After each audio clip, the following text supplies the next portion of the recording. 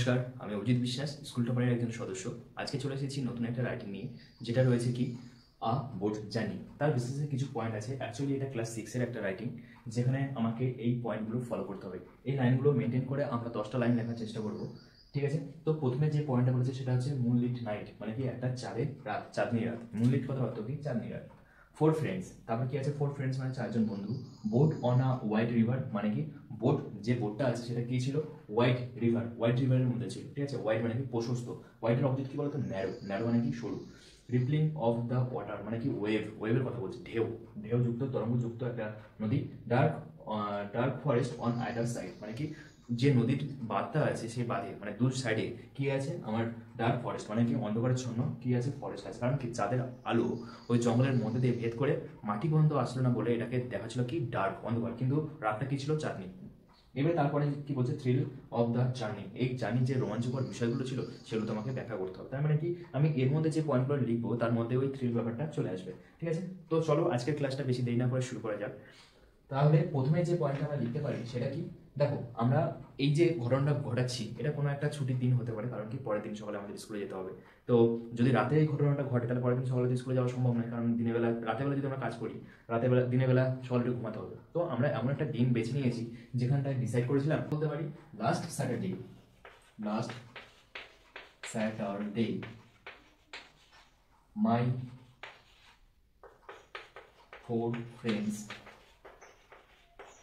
and I decided to enjoy a boat journey.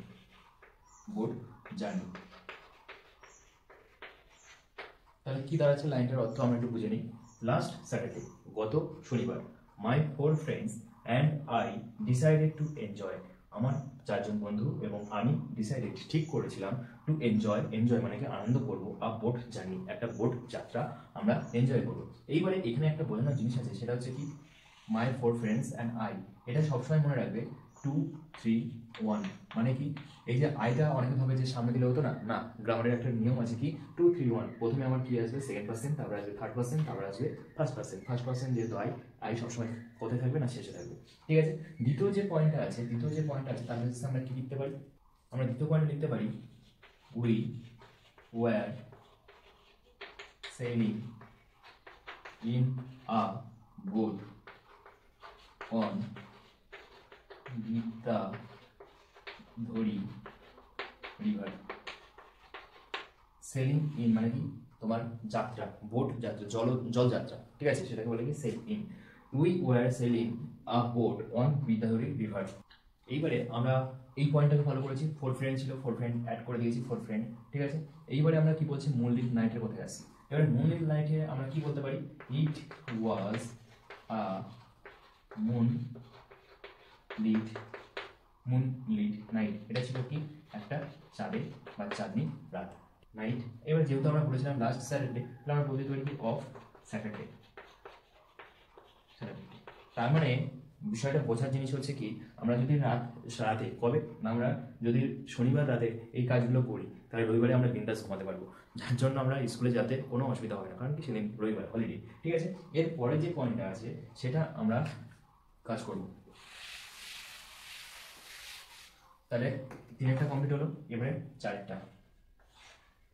এবারে দেখো বলেছে হোয়াইট রিভার, আমাকে এই কথাটা অ্যাড করতে হবে। দ্য সিলভারি রিভার মানে রূপালী, ঠিক আছে? রূপালী নদীটা ওয়াজ কি হোয়াইট, কি ছিল? ওয়াজ হোয়াইট মানে কি প্রশস্ত ছিল। তারপরে 5-এর যে পয়েন্টটা আছে সেই পয়েন্টটা আমরা কি দিতে পারি? রিপ্লিং অফ দ্য ওয়াটার, এটা হয়ে গেছে কমপ্লিট। তাহলে রিপ্লিং মানে কি বলতো? ঢেউযুক্ত নদী, জল, ঠিক আছে? তাহলে আমরা এটা এইভাবে লিখতে পারি, we all were excited to see the ripple of the water. তারপরে যে পয়েন্টটা আছে সেটা কি বলেছে? রিপ্লিং হয়ে গেছে, কমপ্লিট, ডান। তারপরে আছে কি dark forest on either side, তাহলে এটাকে আমরা এইভাবে লিখতে পারি 6, 1, the either side of the river there were dark forest. তাহলে কি বলছি, on the either side of the river মানে কি রিভারের দুপাশেই দেয়ার ওয়ার সেখানে ছিল ডার্ক ফরেস্ট। ডার্ক ফরেস্ট মানে কি অন্ধকারচ্ছন্ন একটা জঙ্গল, ঠিক আছে। এরপরে 7 এটা হয়ে গেল, তাহলে dark forest of the other side. এবার 7 আমরা কি লিখতে পারি, এবার দেখো থ্রিল কথাটা আছে, এটা কি রোমাঞ্চকর বিষয় যেগুলো আছে সেগুলো আমাকে অ্যাড করতে হবে।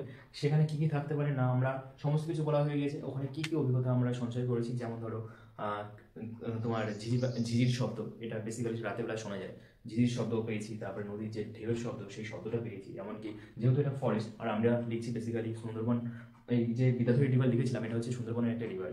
তো যেহেতু সুন্দরবনের উপরে কাজ করছি, তার সুন্দরবনের ফেমাস হচ্ছে কি রয়্যাল বেঙ্গল টাইগার। তো এই 3-4টে পয়েন্ট আমরা অ্যাড করার চেষ্টা করবো ওয়ান বাই ওয়ান করে।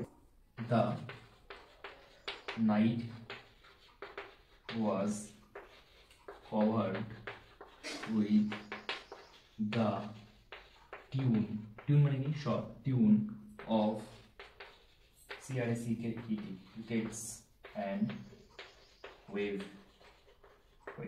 তার মানে কি দ্য নাইট ওয়াজ কভার্ড, সেই রাত্রিটা কভার্ড মানে কি আচ্ছন্ন ছিল, উইথ দ্য টিউন মানে শব্দ, of the crickets and the wave ঝিঝি পোকার শব্দ এবং নদীর জলের শব্দ ঢেউ।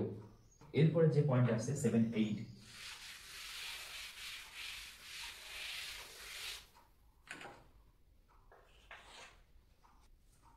we became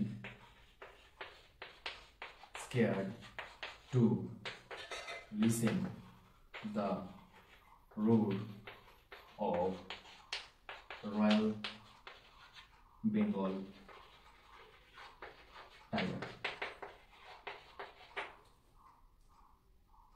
তাহলে এখানে কি বলতে চাইছি, উই বিকেম স্কেয়ার্ড আমরা ভীত হয়ে পড়েছিলাম, কিসের জন্য, টু লিসেন মানে শুনে, the road of the royal Bengal tiger, royal Bengal টাইগারের এই যে রোড মানে কি গর্জন শুনে আমরা ভীত হয়ে পড়েছিলাম। এবারে যে 9 দাগটা আছে সেটা কি হতে পারে, যে আমরা যখন এই শব্দটা শুনেছিলাম তখন অবশ্যই ভীত হয়েছিলাম, তাহলে ভীত হয়ে কিছু তো না কিছু করবো, সে যেটা করেছিলাম সেটাই আমরা এখানে লিখতে চলেছি। We held each others hand in fear। we held মানে ধরেছিলাম ইচ আদার্স হ্যান্ড একে অপরের হাত, ইন ফিয়ার ভয়ে।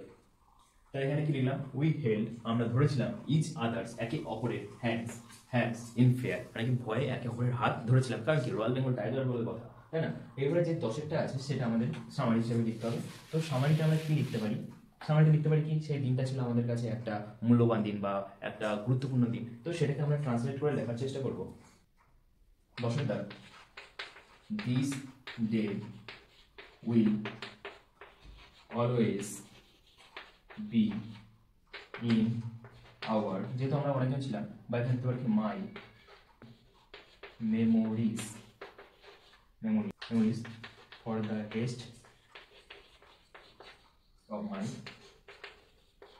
life।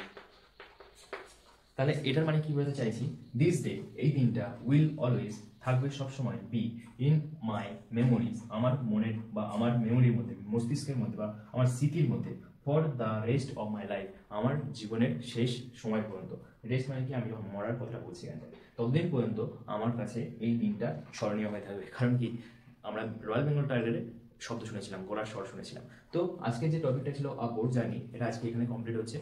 ভিডিওটা ভালো লাগলে অবশ্যই শেয়ার করে দিও তোমার বন্ধু বান্ধবদের সঙ্গে। তাহলে আজকে এই পর্যন্ত, দেখা হচ্ছে পরের কোনো একটা ভিডিওতে। নমস্কার।